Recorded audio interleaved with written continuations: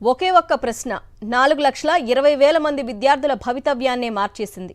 Paper లీకేజీతో దేశవ్యాప్త సంచలనానికి కారణమైన నీట్లో ఒక క్వశ్చన్ కారణంగా మెరిట్ లిస్ట్ మొత్తం మారిపోయింది.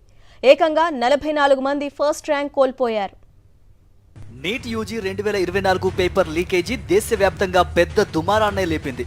ఓవైపు ఈ వివాదం కొనసాగుతూ ఉండగానే సుప్రీంకోర్టులో మార్కుల విషయమై మరో పిటిషన్ దాఖలైంది. ఫిజిక్స్ విభాగంలోని అటామిక్ థియరీలో 29వ ప్రశ్నకు 2 సమాధానాలు ఉన్నాయని, వాటిలో దేన్ని ఎంపిక చేసినా మార్కులిచ్చారని ఓ అభ్యర్థి పిటిషన్ దాఖలు చేశారు. న్యాయస్థానం ఆదేశాలతో దీనిపై విచారించిన నిపుణుల కమిటీ ఆప్షన్ 4 మాత్రమే సరైన సమాధానమని తేల్చింది. దీంతో ఆప్షన్ 4 ఎంచుకున్న వారికి మాత్రమే మార్కులు ఇవ్వాలని సుప్రీంకోర్టు ఆదేశించింది.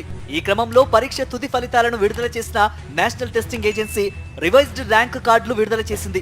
అయితే ఈ ఒక్క ప్రశ్న కారణంగా ఏకంగా 4,20,000 మంది అభ్యర్థుల భవితవ్యం తలకిందులైంది.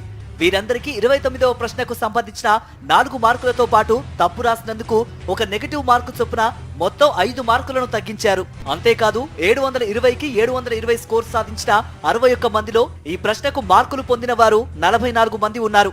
దీంతో వారి స్కోర్ కూడా మారిపోవడంతో 44 మంది ఫస్ట్ ర్యాంకు కోల్పోయి టాప్ ర్యాంకర్ల జాబితా 17కు తగ్గిపోయింది. నీటిపై ఆరోపణలు వెల్లువెత్తుతున్న నేపథ్యంలో పలు రాష్ట్రాలు ఈ ఎగ్జామ్ పై వ్యతిరేకత వ్యక్తం చేస్తూ కొత్త విధానాన్ని తీసుకురావాలని డిమాండ్ చేస్తున్నాయి. ఈ క్రమంలోనే నీట్ రద్దు కోరుతూ ప్రవేశపెట్టిన తీర్మానాన్ని పశ్చిమ బెంగాల్ అసెంబ్లీ ఇటీవలే ఆమోదించింది. తాజాగా కర్ణాటక అసెంబ్లీ సైతం నీట్ పై వ్యతిరేకంగా తీర్మానం చేసింది.